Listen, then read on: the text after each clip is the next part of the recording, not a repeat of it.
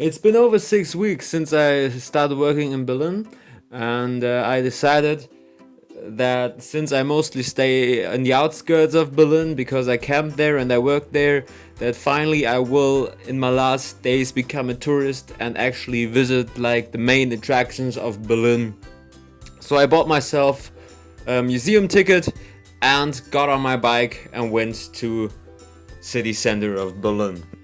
So this is the museum aisle, as you can see. Over there's some people getting married, which is kind of interesting. And yeah, I freaking love this place, honestly. If I had more time and more money, I would probably go in like every freaking museum here, go in every look at every exhibit, read every fucking description of every exhibit. Like, I fucking love museums. It's like the greatest shit ever. They weren't like so expensive. So I just stick to the German History Museum. So this is the German History Museum. Honestly, if I would design a history museum, I would like make it look more like so futuristic with all the glass. I would make it probably look like I don't know, some old lights. But hey, I've finished everything and now I deserve to enjoy a museum.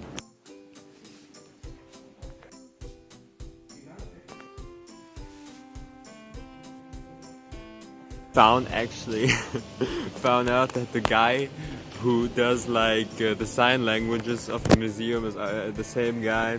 He's basically one of the guys who lives at the place where I stay, which is like kind of very cool and random. Yeah, but the museum, like as it turns out, looks that modern because it's not the actual museum. The actual museum is the museum nearby. Renovation it takes until 2026, and that's a long time to wait until like the main exhibit is open again. Next, I decided to visit the Humboldt Forum, which is a museum about different cultures around the world.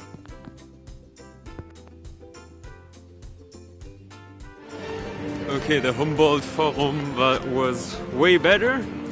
I saw like an exhibit about South America, which is very, very fitting because I'm trying to get to South America, and it was quite interesting. I learned a little bit about the culture of like Incas and Azteken, I know in English.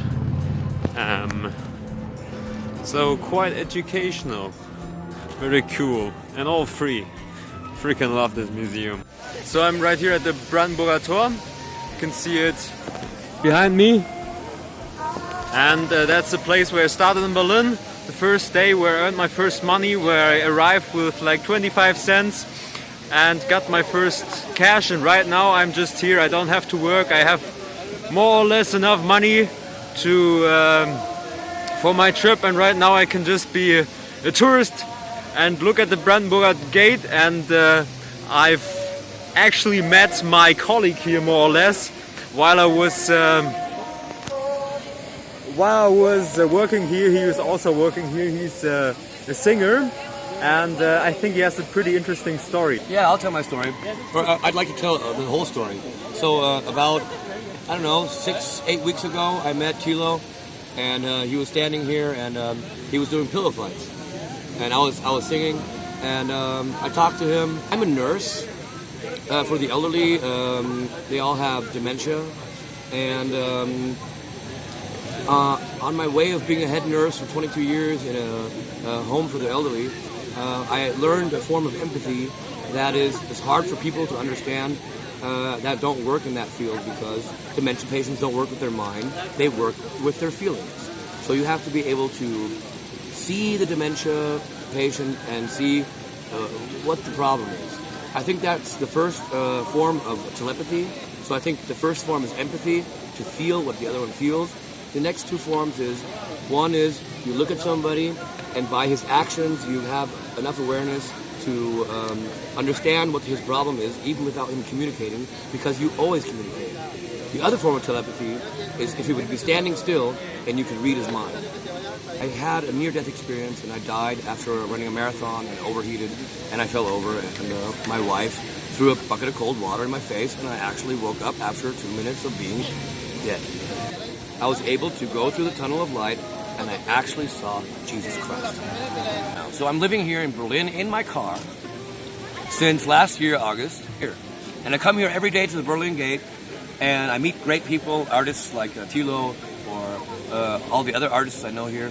And sometimes the police or the Ordnungsamt. Sometimes they give us problems, sometimes they don't. Sometimes we sneak around them. You know, it's the artists here that I know. We're starting to call ourselves the artist mafia because we're trying to make some money. We're trying to have fun. I can go back on Jesus again. So you're waiting on enlightenment right now. No, I've already been enlightened. Ah, you've been enlightened. I've already been enlightened, but it's an education process. The first form of a higher education in humanitism Yes. is empathy. Right. Then telepathy. Yes. Then telekinesis. Okay. Then magnetokinesis. Okay. Then pyrokinesis. Okay. There are 52 higher states of consciousness. I can make objects that are hanging on a string. Yeah. I can make them spin, stop, Okay. and spin the other way around. Ah, okay. Just with my mind. No wind, no blowing, no nothing. That's crazy. So that's what I'm learning. So the end of the story is, when I'm finished, Yeah. I'm going to be able to float off the ground Okay. with my mind. I think about another year. Then you'll be able to float off. That's crazy. Man, I need to come back in a year. If I can do it, you'll see me on TV. Thanks for the interview, man. I appreciate taking your time. Thank you very much. I'm sorry if it sounded crazy, but I believe in it 100%. Yeah, that's the thing about traveling. I really like meeting all these strange, interesting, weird characters who have like a totally different viewpoint on life than I personally do. Now, to be honest, I don't say that I like totally think everything he says is true, but that's not the point. You have no control over yourself, right? So, as you can see, it's already dark right now.